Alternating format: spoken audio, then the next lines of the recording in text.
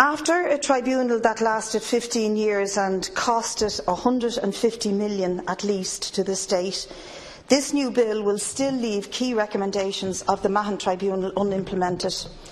Serious attempts recently to rehabilitate the legacy of Bertie Ahern and indeed the wider Fianna Fail party, and I note that Micheál Martin was a leading minister in those administrations. The real legacy of the decades of Fianna Fail rule lies in the findings and the workings of the Mahon Tribunal and the Flood Tribunal. It's worth reminding ourselves again, as there appears to be a bout of collective amnesia in this chamber about the actual legacy of Fianna Fail and Fine Gael control of local and national democracy. Some of the findings of the Mahon Tribunal: Ray Burke, who was jailed in 2005 after pleading guilty to not paying tax on undeclared income; Bertie Ahern, who lied about the source of over £215,000 in sterling lodged in bank accounts connected to him, was €160,000. Pádraig Flynn, who took £50,000 in corrupt payments from Mahon. Corrupt payments to 11 Fianna Fail and Fine Gael councillors who were, as Mahon declared, abusive of the democratic system, and the late Liam Lawler, who Mahon said was hopelessly compromised by payments from developers. So this proposed bill is meant to be the final piece in a jigsaw in rooting out corruption in our planning process and in rooting through the legacy of the rule of Fianna Fail and Fine Gael at local and national levels.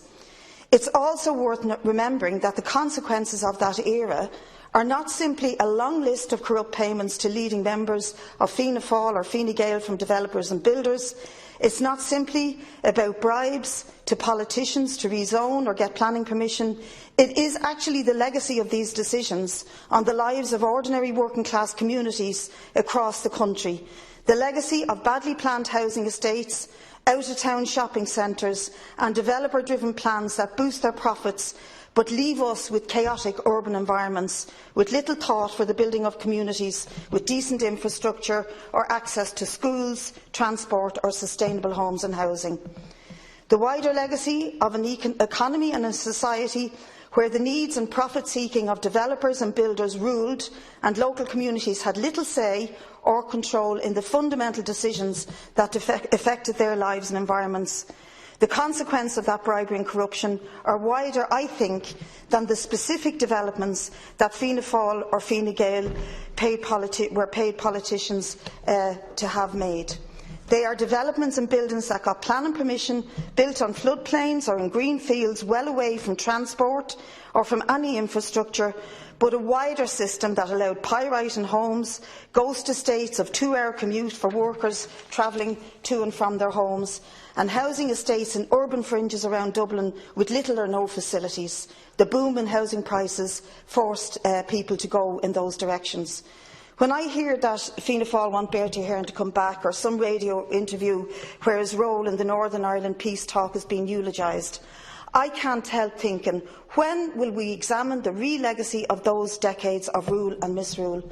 I think, for example, of Neilstown in Clondalkin, to list just one example, where the people lived and continue to live with the real legacy of those years, of the corruption around the building of the Liffey Valley Shopping Centre, of generations living with no real town centre or services or infrastructures that those communities need.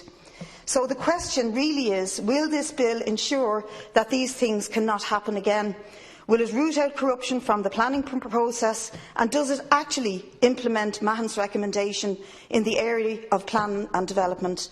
I don't believe it will, and I don't believe it will actually implement the key findings of Mahon. Firstly, Mahon called for powers to be transferred to an independent regulator's office. This bill sets up such an office, but doesn't divest the Minister of any power. The final decision still rests with the Minister. He may have to report to the Dáil if he rejects the regulator's findings that a development, for example, is in contravention of a national strategy, etc., etc.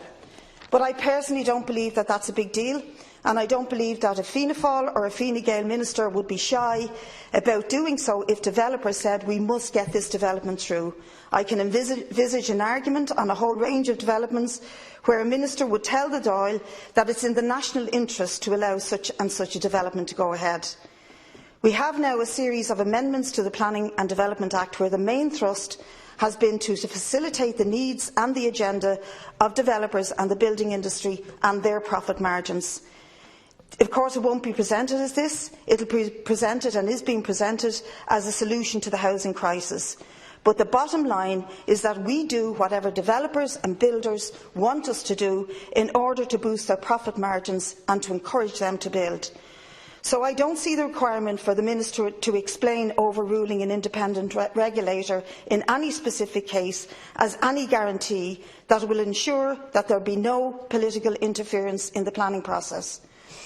Mahon recommended that the board of the National Transport Authority should be appointed by an independent board and not by the Minister. And we saw not so long ago that the decision of who gets to be on the board of the NTA is less than transparent and open. And here I wish to thank the former Fine Gael Minister, Deputy Lowry, who has wide experience of working in tribunals, for enlightening us as to what are considered qualifications needed for appointments to the board of the NTA, when he lobbied the Taoiseach for a position on the board for a friend and political ally who was, to quote, easy on the eye. The NTA is a hugely powerful agency that has been engaged in an ideological war against our semi-state transport companies at the behest of government, but with the effect of undermining public transport and carving out services for effective privatisation and driving down the workers' conditions and wages in the process. We see this graphically at the moment in the bus Ahern crisis and before that with Dublin Bus. The project to tender out routes and to court private transport companies that are mostly fronts for global multinational interests is presented as being in the best interests of the travelling public, when in reality it is clear that there is a neoliberal agenda dressed up as public interest. So some scrutiny and oversight of who gets to be on the board makes this hugely important decision on bus routes and rail and tram services is essential, but it is completely absent from this bill. Lastly, of course, is the recommendation, whose omission from this bill is really the elephant in the room. Mahon's key tribunal findings, the key recommendation to deal with the past corruption of Fianna Fail and Fine Gael, was a requirement that relevant political donations be identified when a planning application is being made. This is nowhere mentioned or acknowledged in the bill. It is not true, as has been claimed, that we have acted in the key part of the tribunal. We do not have sufficient transparency in political donations and planning applications. After 15 years of a tribunal sitting and nearly 5 years after its final report, it is not good enough that we ignore this key finding. I do not accept, for example, that the regulation of lobbying register that came into effect in September 2015 is sufficient or indeed what Mahon envisaged, nor is any of the other measures which we are told will make planning and local democracy more transparent. A clear and unambiguous section in this Act is needed that requires developers and builders to disclose any and all political donations to any and all elected official politicians when they are applying for planning permission, and that information should be made easily accessible to all of the general public. The professed reason offered by the Department for these recommendations to exclude such a register would be difficult to establish and verify is simply not good enough. I have no illusions that any simple measure can stop corruption in planning and development. The very definition of what we consider to be corrupt has changed over the years. The days of brown envelopes to councillors in a bar in Parnell Square may be gone, and the bar is gone. The corruption of our political process may not be so crass or obvious, but it may have morphed into a more subtle and sophisticated form. And now there seems to be no problem with officials, for example, who worked in NAMA 1 week transferring into a private equity firm or a REIT in the next week. There seems to be no problem with the Minister meeting vulture funds on a regular basis or developers and writing down their wish list for legislation, for tax breaks, and presenting them as being in the national interest. Brown envelopes are gone, but the ultimate losers in both processes are ordinary people caught in badly planned urban environment and a system that is utterly prone to a housing crisis. So we are going to seek to table significant amendments to this bill and try to implement the spirit of Mahon and the attempt of that tribunal to stop corruption of the planning process.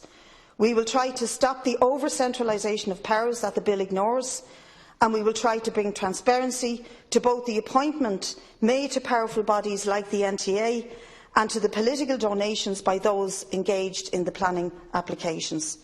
That's the least we can do after €159 million and almost 20 years.